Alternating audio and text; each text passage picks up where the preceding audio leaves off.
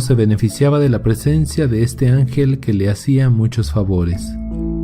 A su ángel lo llamaba en las cartas con diferentes nombres: Angelito, buen angelito, celeste personaje, inseparable compañero, insigne guerrero, el buen ángel custodio, benéfico ángel, mensajero celeste, como un hermano, como un amigo, como un familiar, buen secretario, pequeño compañero de mi infancia. Entre sus oficios estaba el de traductor, pues el Padre Pío conocía lenguas extranjeras sin haberlas estudiado. No había estudiado ni francés ni griego y las entendía, escribiendo incluso en francés. A la pregunta del Padre Agustín de quién le había enseñado francés, el Padre Pío le respondió: si la misión del ángel custodio es grande, la del mío es más grande aún, ya que debe hacer de maestro, explicándome otras lenguas. El padre Ruggiero afirma que un día se presentaron 5 austriacos que querían confesarse con el Padre Pío, a pesar de no saber ni una palabra de italiano. Pensó que el Padre Pío lo rechazaría por no entenderlos, pero al salir el primero salió riéndose, y los otros igualmente salieron con mucha alegría. Yo le pregunté algunos días después cómo había hecho para confesar a los 5 austriacos, que no sabían italiano, y me respondió: cuando quiero, entiendo todo. En 1940 vino un sacerdote suizo y habló en latín con el Padre Pío. Antes de irse, el sacerdote le encomendó a una enferma. El Padre Pío le respondió en alemán: la encomendaré a la divina misericordia. El sacerdote quedó admirado del hecho.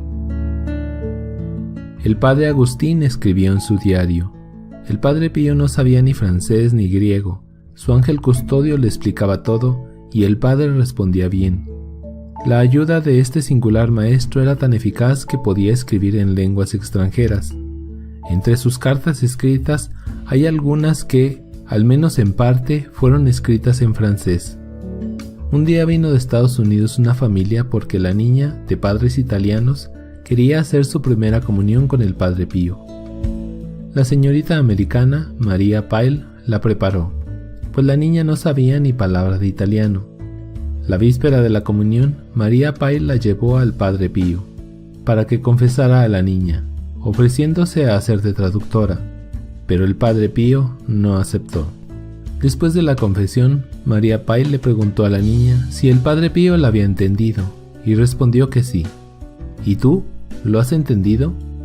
Sí. ¿Pero te ha hablado en inglés? Sí. Afirma el padre Tarcisio Zulo: cuando llegaban a San Giovanni Rotondo peregrinos de distintas lenguas, el Padre Pío los comprendía.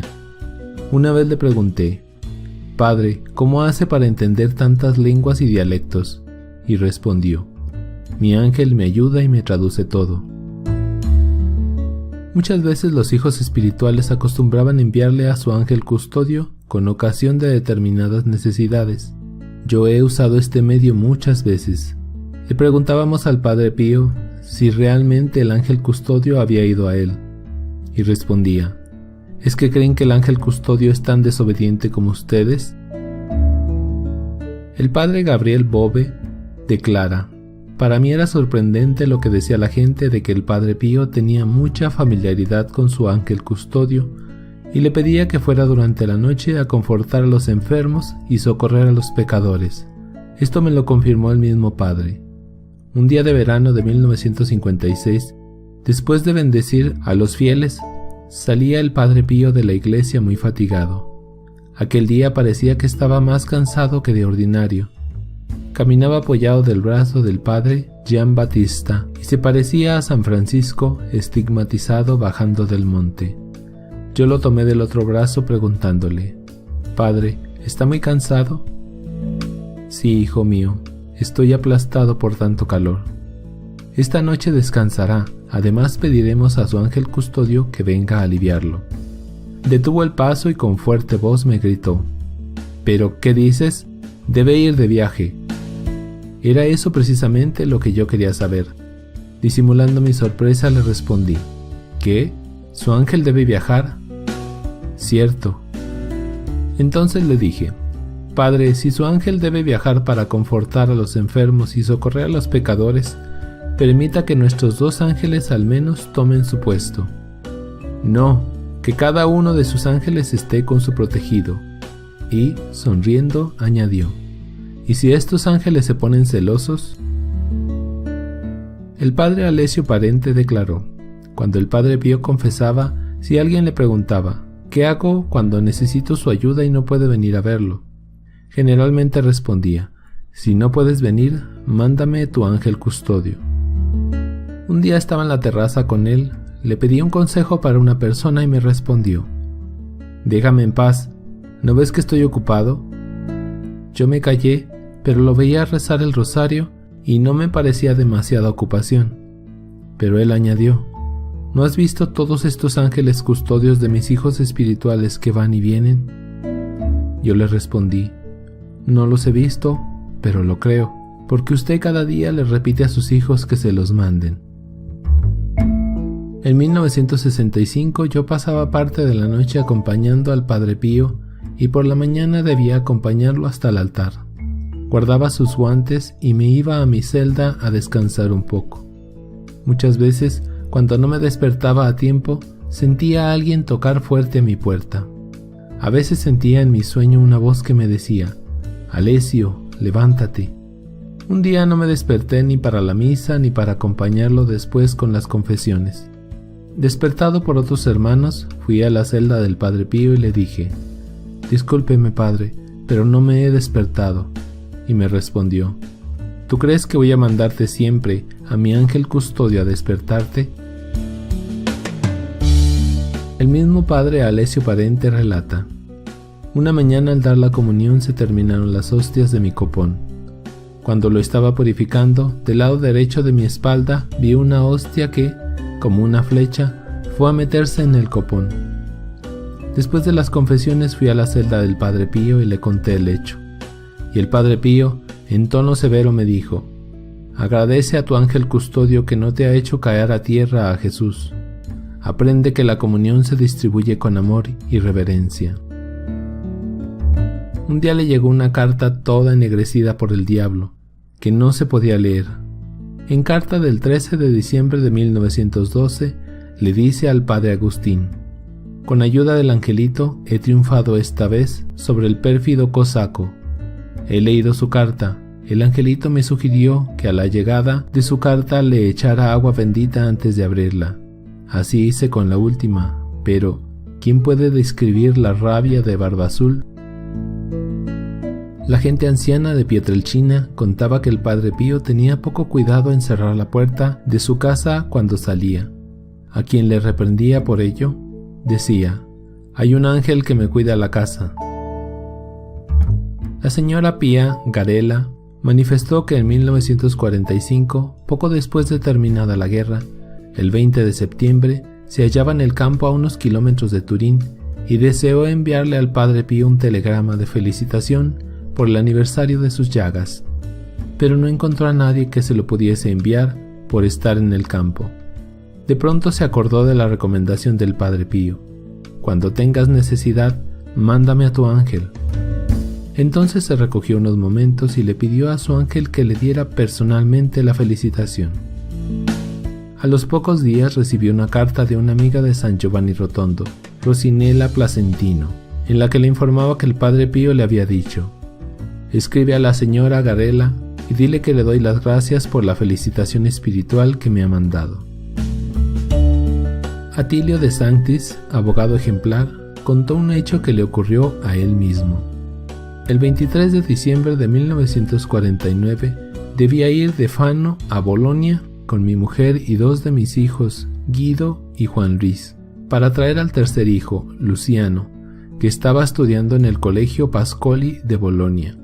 Salimos a las 6 de la mañana, pero como no había dormido bien, estaba en malas condiciones físicas.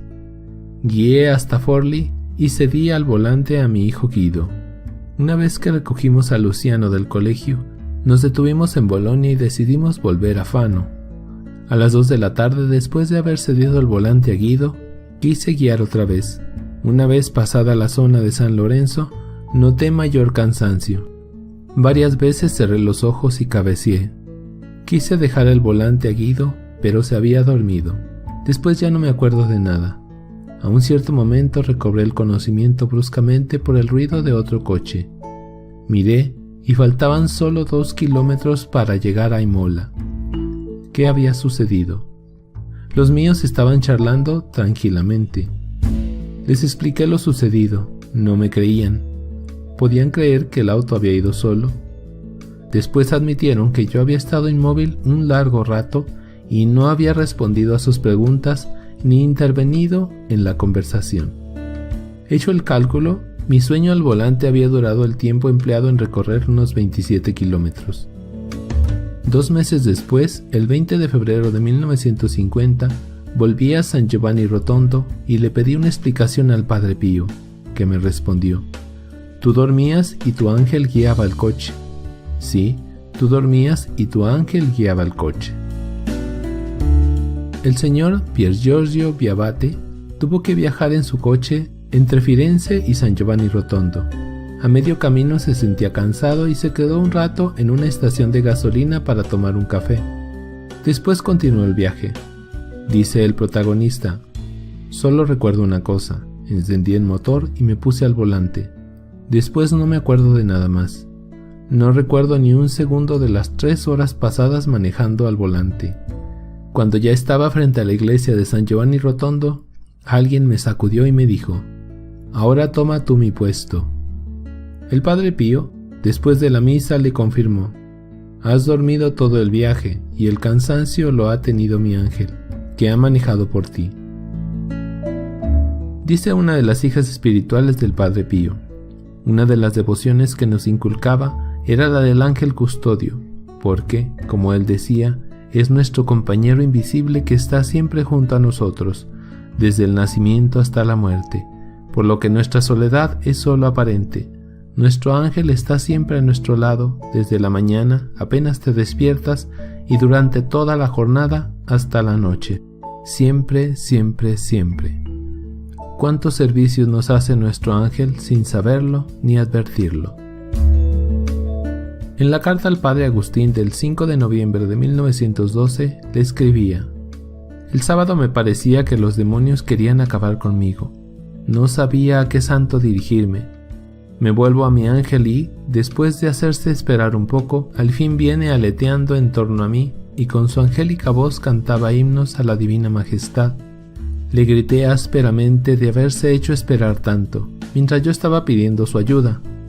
Para castigarlo no quería mirarlo a la cara, quería alejarme y huir de él, pero el pobrecito vino a mi encuentro casi llorando. Me agarró para que lo mirara y lo vi apenado. Me dijo: «Estoy siempre a tu lado, estaré siempre junto a ti con amor. Mi afecto por ti no desaparecerá ni con tu muerte. Sé que tu corazón generoso late siempre por nuestro común amado».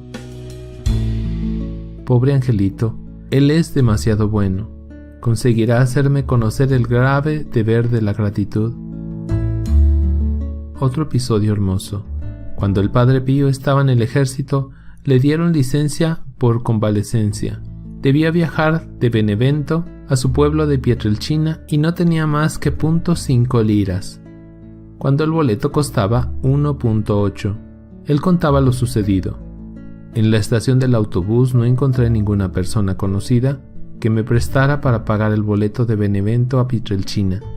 Confiado en la providencia de Dios, subí al autobús y tomé sitio en uno de los últimos lugares para poder hablar con el cobrador y asegurarle que pagaría el porte a la llegada. A mi costado tomó lugar un hombre grande, de bello aspecto.